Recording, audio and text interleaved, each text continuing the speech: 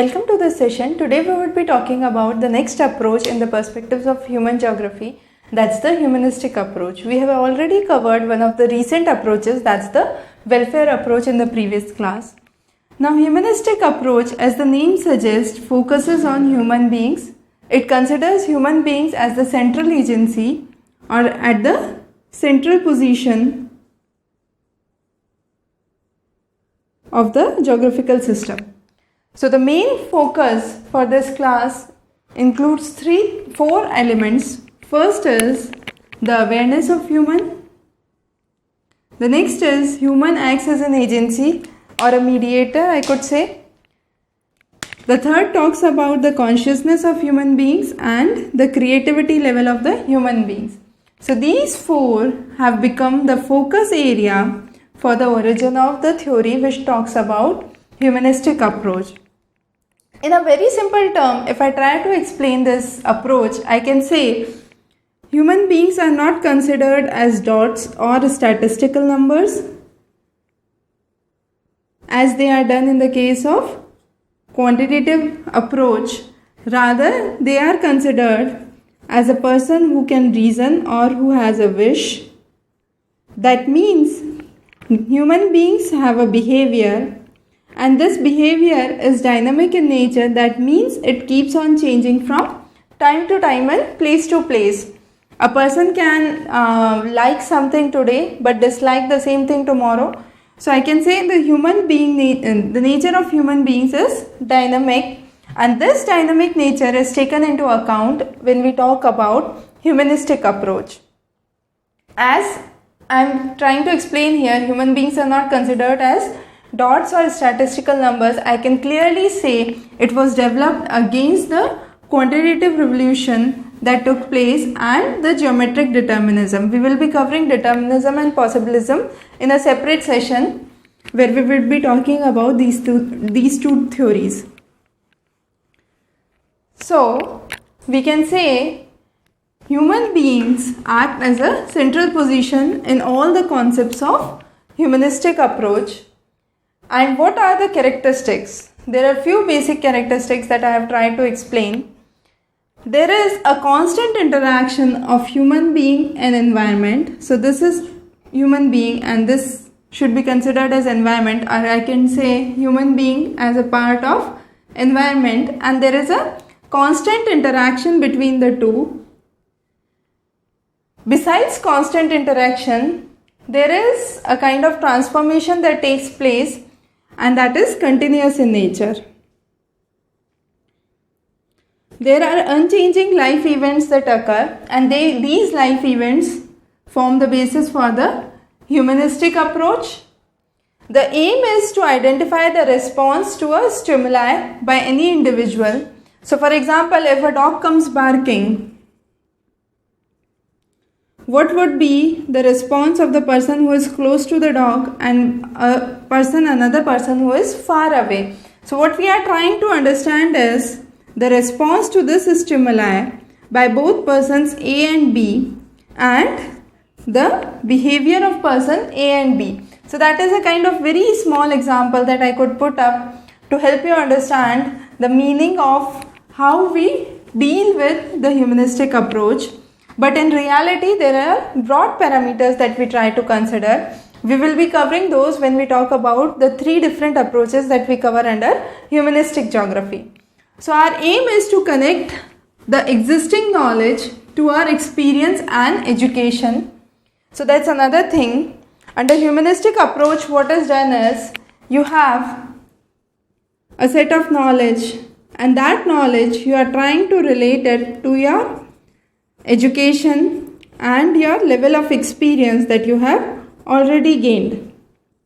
So there is kind of interrelationship between knowledge, education and experience that you would understand throughout this lecture. And finally, as I said, we are not considering human beings as statistical numbers. Rather, we are understanding the behavior of human being that is dynamic. So we are focusing on an approach that is much more logical and not statistical or quantitative in nature. So this diagram, if you see, you have the origin from the deterministic approach that will help you form the structure for the model of humanistic geography, and this structure helps you understand human beings in terms of space and nature. So when you have the agency, or human being as an agency, I could say, when they interact with this structure, you have 4 different options that come out, that is La Geographica Humana. Then you have the humanistic geography. This led to the foundation stone for humanistic geography. You have the origin for radical possibilism and existential humanism. So we'll be covering humanism and existentialism right now. The radical possibilism is a separate topic that we would be covering under the concept of determinism and possibilism. So as you can see, the interaction of human being as an agency with this structure, that is the base of determinism, or I could say the environment here, leads to evolution of various forms of humanistic geography. Now, before we start with the approaches, let's have a quick look at how the humanistic approach evolved. So as I said, it evolved against the quantitative revolution that took place, and under that quantitative revolution, that was around 1970s, this came up against the quantitative revolution and the geometrical determinism. The next was, there are few landmarks in the process of development of humanistic approach. The first and the foremost is 1947. You have the concept by Wright that was known as geosophy. Under the concept of geosophy, he explained geographical systems as related to or based with the knowledge of people, how people try to conceive or imagine any approach they have. So it was basically focusing on geographical knowledge in relation to human beings. So it was with Wright that the origin or the idea of humanistic approach started. Then there were numerous people who came in. The next was Lowenthal. Lowenthal did a lot of research, and his basic aim was that there are a personal world, and people and everyone is limited to his own personal world. So suppose this is the world for person A and this is the world for person B. So each one of them have a limited knowledge of their own world, and what we need to develop is, we need to develop a common world where they both find a place to interact and the resultant of this interaction process. So that was the work done by Lowenthal. He did the research in around 1960s. So 60-61 was the phase when Lowenthal worked out. Few of the important ones was Yi-Fu Tuan. He was a Chinese, and he laid down the concept of topophilia. Topophilia, as name suggests, it was a kind of emotional linking between a person and a place. For example, if I have been residing in a particular city or a particular house for more than 5 years or 10 years, I kind of develop a emotional bonding to that place, and that was the concept that Tuan gave, and he talked about emotional link between people and place. And this emotional link cannot be studied by any quantitative approach. So the only way to understand that linking or that bonding is through a humanistic approach, where you are talking about a much wider perspective or the human behavior. The next was Buttimer. Buttimer in around 1976 talked about the concept of life world. Now he was one of the renowned sociologists as well. Buttimer, when he was talking about the concept of life world, he said, human beings try to combine the world of fact with their experiences. So you have a world of fact that you read in your books during your school days, but when you grow, you try to combine those facts with your experiences in day-to-day life. And when you are trying to combine these facts with the experience, you reach to a point which is known as the life world, and within this life world, you have your own ideas and your own thought process, which is different for every individual. There was another person known as Crick. he did a research and he said that environment, which broadly comprises of phenomenal and humanistic approaches, can run through generations, or it kind of passes down from one generation to another. For example, if I have a particular mindset about something, it would pass down the generations, and it's very likely that the future generations would have a similar idea or similar ideology about the same thing. So now let's talk about what is the aim of humanistic approach. So the aim is to reconcile social sciences and human being.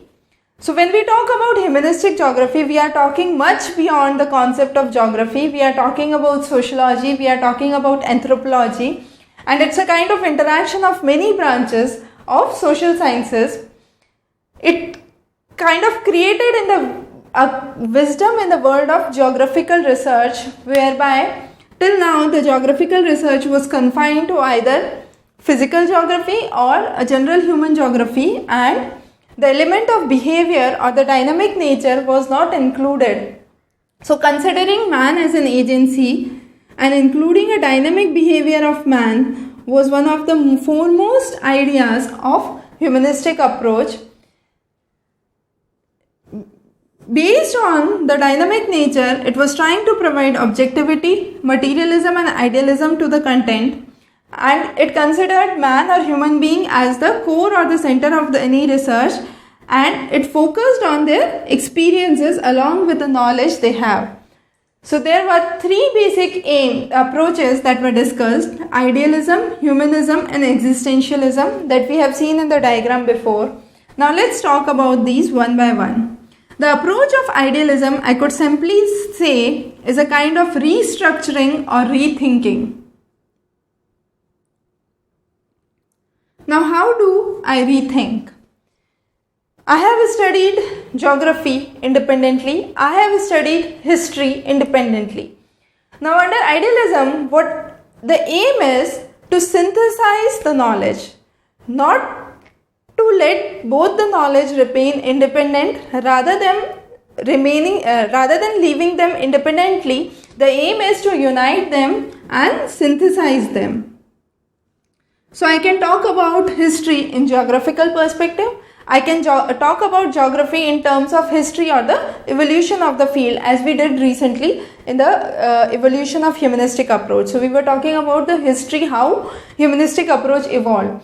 So idealism basically focused on rethinking or synthesis of knowledge. So in very broad classification, if I can say, it's rethinking of thoughts beyond the human actions or events. So rethinking beyond any event or action of human being. The next is humanistic approach. Humanistic approach focused on all the knowledge that relates to experience. So if I am talking about any knowledge that is relating to my experience or any experience that I have witnessed, that would lead to the origin of humanistic approach. And finally is existentialism. If I am saying there is a landscape here, there would be someone who is responsible to build this landscape. So there is someone who is responsible for everything that occurs, and that is the concept of existence. It is only because someone is there or someone exists, he can make a landform or he can make things around himself. So that is what is the concept of existentialism, or it broadly says man makes himself or his surroundings. Now what has been the contribution of the various approaches? So when we would be talking about the different approaches, we'll talk about those separately. As far as humanistic approach deals, there has been a significant contribution, I could say, in the world of human geography. The first and the foremost contribution it has led to is it has considered human being as a central position. As a result of that, it has talked about great interactions of human beings and environment. It is focused not only on a location or a place, but on the dynamic nature of human being. It is considered again human being as one of the agencies. And finally, the aim is experimentation, evaluation and analysis. So this talked about consciousness, experimentation, evaluation and analysis, or I could say synthesis. So this was the basic aim or the basic contribution that humanistic approach had in the field of geography. Now, despite of the various elements that we have talked about, the various contributions of humanistic approach, the foremost critique that this approach has faced was, this approach was far divergent from the original theme of physical geography. So there were lot of scholars who rose voice against the concept of humanistic approach, stating that there need to be some definitive answers for something, and you cannot govern everything based on human behavior. And if you are talking about human behavior in that detail, you cannot analyze things and situations exactly what they are, because since this behavior is that dynamic, you cannot bring out or predict relations or predict conclusions based on just this approach.